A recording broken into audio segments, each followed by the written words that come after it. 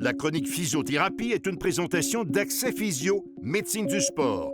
Ayez accès à la même qualité de soins à laquelle ont droit les athlètes de haut niveau.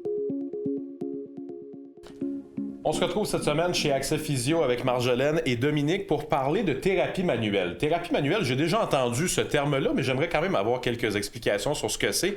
Je commence peut-être avec toi, Dominique. Qu'est-ce que la thérapie manuelle que vous appliquez en physiothérapie? Oui, bien sûr. En fait, la thérapie manuelle, c'est un champ d'expertise en physiothérapie où on utilise nos mains. Donc, c'est une forme de thérapie.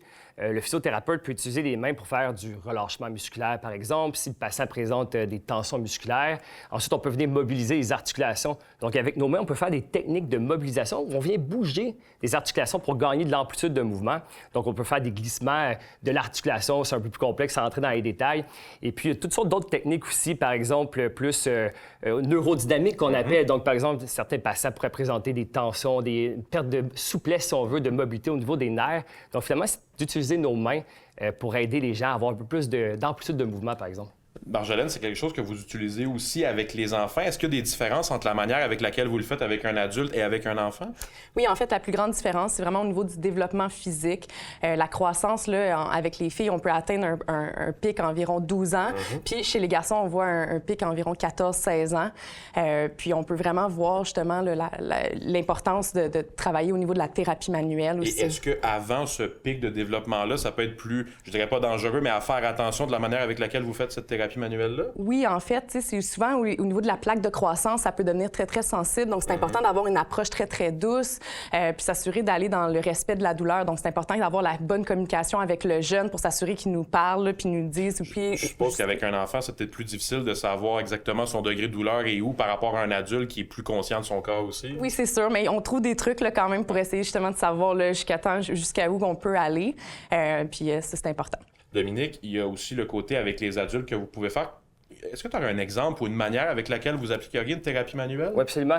Par exemple, un joueur de hockey qui aurait subi une mauvaise chute, une mise en échec, souvent les gens attendent un petit peu avant de consulter, donc quelques jours, quelques semaines plus tard, par exemple, qui présente une perte de mobilité, d'amplitude de mouvement en rotation de la tête, ce qui fait que c'est pas évident de jouer au hockey quand la tête tourne pas bien. Donc, nous, en physiothérapie, on va venir évaluer la condition, faire un bilan neurologique, évaluer pour être sûr de bien comprendre le problème. Et puis, par la suite, on va faire un plan de traitement. Puis, la thérapie manuelle, c'est, par exemple, au début, si la personne a de la misère à tourner la tête vers la droite, par exemple, certains muscles pourraient être tendus, suractivés, donc on peut venir les relâcher, faire des techniques de relâchement musculaire.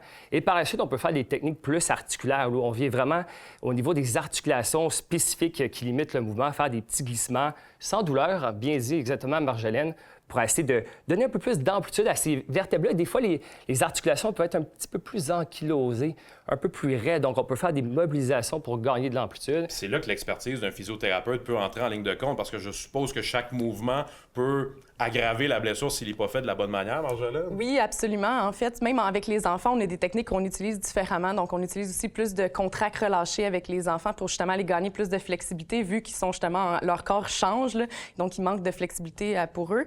On peut aussi utiliser des techniques de mobilisation, un peu comme Dominique disait, puis des techniques de pompage pour essayer d'aller gagner plus de mobilité au niveau du thorax, surtout là, avec le lancer là, au hockey, là, c'est super important. Donc, on s'assure d'utiliser les bonnes techniques. Diriez-vous que c'est la technique qui est la plus utilisée? C'est-à-dire, est-ce que vous commencez un plan de traitement en pensant d'abord à la thérapie manuelle ou c'est une option que vous utilisez par la suite? Comment ça se déroule? C'est une grande priorité dans nos traitements. Puis les patients s'attendent aussi à à se faire toucher, à se faire mobiliser. Et puis, bien sûr, on utilise plusieurs outils dans notre coffre à outils. La thérapie manuelle, c'est le plus grand outil. Marjolaine, Dominique, merci beaucoup d'avoir été avec nous aujourd'hui pour en parler. Merci. Merci.